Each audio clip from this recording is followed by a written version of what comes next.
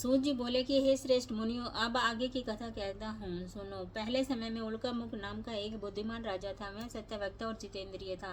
प्रतिदिन देवस्थानों पर जाता था तथा गरीबों को धन देकर उनके कष्ट दूर किया करता था। उसकी पत्नी कमल के समान मुख वाली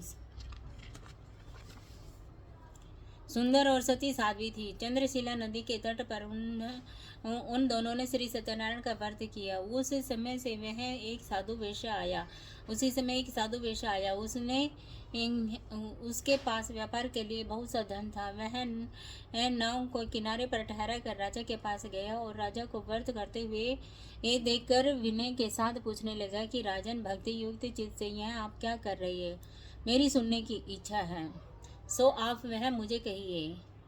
ये राजा बोले कि हे साधु, अपने बंधुओं के साथ पुत्र आदि की प्राप्ति के लिए वह मां शक्ति ईवान सत्यनारायण भगवान का व्रत व पूजन किया जा रहा है। राजा के वचन सुनकर साधु आदर से बोला कि राजन, मुझसे इसका सब विधान कहो।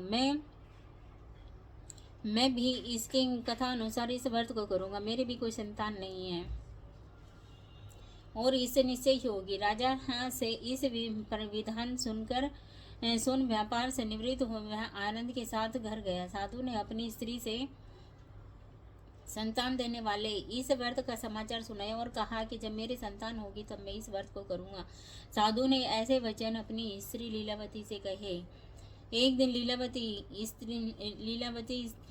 लीलावती पति के साथ आनंदित हो संसारिक धर्म से प्रवृत्त होकर सत्यनारायण भगवान की कृपा से गर्भवती हो गई और 10वें महीने में उसे एक सुंदर कन्या का जन्म हुआ।